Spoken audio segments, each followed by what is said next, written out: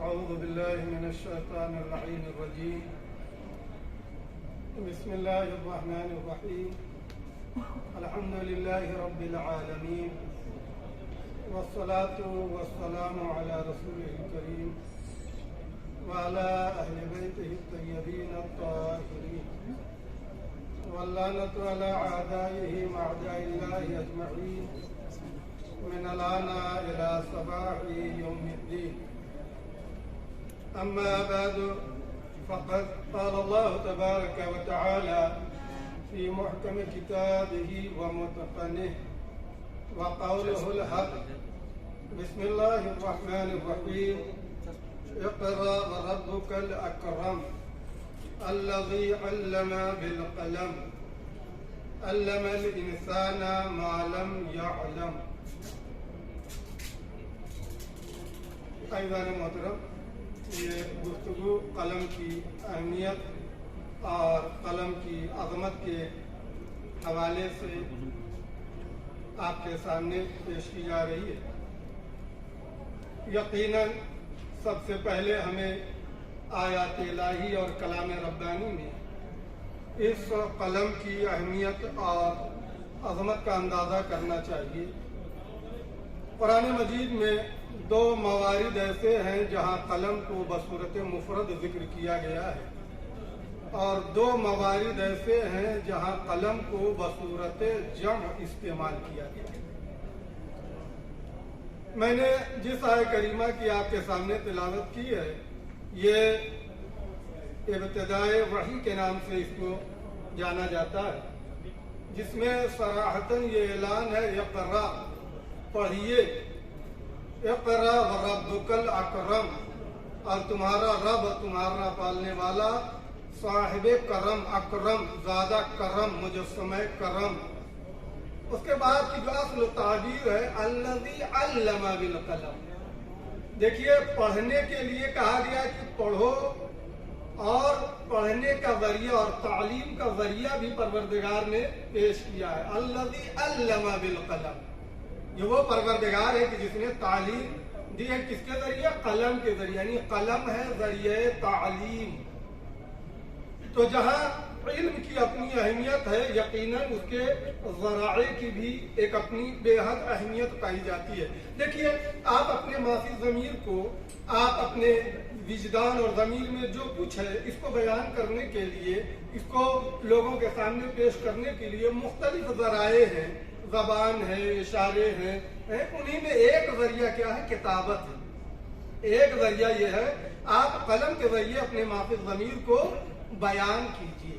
آئیے دوسری جگہ اصلاً قلم کی اہمیت کو آپ اندازہ کیجیے۔ نون والقلم وما یسطرون، یہاں پر قسم کا ہے یہ پروردگار نے، صاحب المیزان نے ذکر کیا ہے۔ یہ قلم کی اہمیت اور عظمت اور ایک عظیم نعمت کی طرف اشارہ ہے، اور بالخصوص قلم کے حوالے سے جو مفسرین کے درمیان جو احتمالات پائے جاتے ہیں، جو مفسرین نے ذکر کیے ہیں، ان میں پہلا احتمال تو یہ ہے کہ قلم سے مراد در حقیقت قلم وحی ہے اور علم پروردگار ہے۔ دوسرا جو احتمال قلم کے حوالے سے ہے، وہ فرشتگان الہی ہیں کہ جو اعمال کو ثبت اور ضبط کرتے ہیں۔ اور تیسرا وہ احتمال جو سب سے زیادہ نزدیک ہے، وہ وہی مفہوم قلم ہے جو تمام انواع قلم کو شامل ہے۔ اس کے بعد وما یسطرون پر آپ دیکھیے، اس قلم سے جو چیز سامنے آ رہی ہے، جو نتیجہ اور جو محصل سامنے آ رہا ہے، جو ثمرہ سامنے آ رہا ہے، وہ ہے سطر اور تحریر۔ پروردگار نے اس کی بھی قسم کو، اس کو بھی شامل کیا اپنی قسم میں، وما یسطرون۔ اگرچہ مفسرین کے درمیان وما یسطرون کے سلسلے میں 4 احتمالات پائے جاتے ہیں۔ آپ ذرا اندازہ کریں میرے دوستو، یہ ہے قرآن مجید میں، آیات ربانی میں قلم کی اہمیت اور عظمت۔ چونکہ وقت مختصر ہے، لہذا میں کسی اعتبار سے قلم کی اہمیت، آئیے ائمہ معصومین، نمائندگان الہی کے اقوال اور ارشادات اور فرمودات کے آئینے میں اگر قلم کی اہمیت کو اگر ہم آپ دیکھیں کہ واقعہ دیکھیے کتنی جنگیں ہیں، کسی جنگ میں آپ کو فتح مبین کا اعلان نہیں سنائی دیا ہے، वाहिद वो जंग, वो सोले जो सुलह हुदैबिया की, जब अमीर कायनात अली इब्न अबी तालिब अलैहिस्सलाम के हाथों में कलम आया और आपने उस सुलह को मुरत्तब फरमाया, तो आवाज आई क्या, इन्ना फतहना लका फतहन मुबीना। यह है कलम की अहमियत और अजमत आयाते रब्बानी में। और अगर हम आइने मासूमीन अलैहिस्सलाम के अक़वाल पर अगर गौर करें, देखिए आइने मासूमीन अलैहिस्सलाम ने बाकायदा मुसल्लम तौर पर अपने चाहने वालों को, अपने दोस्तों को, अपने असहाब को हुक्म दिया है लिखने का। हत्ता हदिया जो दिया है वो कलम दिया है। मैं भी आपके सामने वो सिलसिले जिक्र करूं ताकि आप महदूद हो सके। अव्वलन इल्म के लिए हुक्म है क़य्यदुल इल्म बिल किताब, आप अपने इल्म को महफूज कीजिए, आप अपने इल्म को, इस खजाने को महफूज कीजिए। किसके जरिए? किताबत के जरिए, तहरीर कलम के जरिए। दूसरी जगह खुद इमाम जाफर सादिक अलैहिस्सलाम रूही व अरवाहुना लहुल फिदान जनाब मुफद्दल से ये फरमाया, उक्तुब, लिखो, व बुस्सा इल्मक फी अखबानी, और तुम अपने इल्म को पश करो, फैलाओ, मुंतशिर करो, अपने भाइयों तक पहुंचाओ जो तुम्हें इल्म तुम्हारे अंदर पाया जाता है। खुद इमाम हसन अस्करी अलैहिस्सलाम के पास, इमाम हसन अस्करी अलैहिस्सलाम के शागिर्द हैं जनाब अहमद, और वो आते हैं और इमाम से फरमाते हैं कि आप मुझे लिखने का, कलम चलाने का तरीका और अंदाज सिखा दीजिए। इमाम ने कलम और दवात को मंगाया और उसके बाद जो है उस कलम को उस रोशनाई से तर फरमाया और उसके बाद लबों पर उस रोशनाई को कम करने के बाद लिखना शुरू किया। आप जरा अंदाजा करें, खुद ये शागिर्द इमाम के ये कहते हैं कि मेरे दिल में एक तमन्ना ये आई कि काश ये कलम इमाम मुझे इनायत कर दे।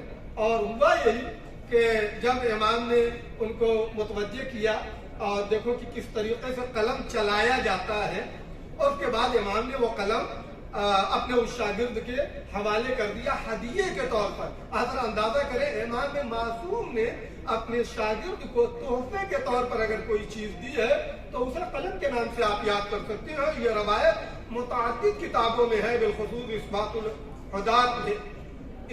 हुदात और दीगर वो किताब के जहाँ खुद इमाम हसन अस्करी अलैहिस्सलाम की 40 हदीसें और 40 वाक़यात को जनाब सालेही एक मुअल्लिफ और मुसन्निफ है, उन्होंने कलमबंद फरमाया है। आप दिक्कत फरमाए, ये है कलम की अहमियत। हत्ता अमीर कायनात का अजब जुमला है, कहते उक़ूलुल फ़ुज़लाए फ़ी अतराफ़ अक़लामिहा। अल्लाहु अकबर। असलन दानिशमंद हजरात, अफादिल हजरात की जो खिरद और जो उक़ूल, जो खिरद अक्लमंदियाँ हैं, उक़ूल है, ये कहाँ पाई जाती हैं? ये यही नोके कलम में पाई जाती है। यह कलम की नोक ये बड़ी अहम है, याद रख लीजिए। दो तरीके के बयान पाए जाते हैं, एक है बयानुल लिसान, आप जबान से बयान करते हैं, आप अपने माफ़ ज़मीर को जबान से बयान करते हैं, आवाम सुनती है। होता क्या है, हम सब आप देखते रहते हैं, हमारे मुशाहिदे में फिर उसका कोई वजूद नजर नहीं आता।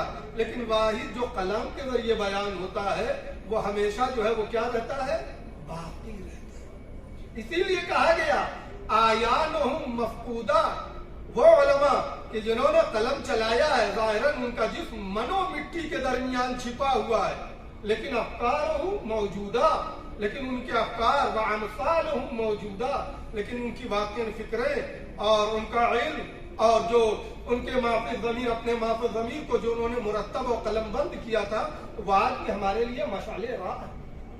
ये दो हिस्से हो गए, आयात इलाही में कलम की अहमियत और अहदीस में। और बहुत बेशुमार हदीसें हैं अइम्मा मासूमीन अलैहिमुस्सलाम से कलम के हवाले से। याद रख लीजिए, हर चीज के लिए ज़कात है। वो जुमला अला कुल्ले जुज़्इन मिन अज्ज़ाइका ज़कात, हर आप अपने जुज़ में से हर जुज़ के सिलसिले से ज़कात रखिए, परवरदिगार ने वाजिब की है।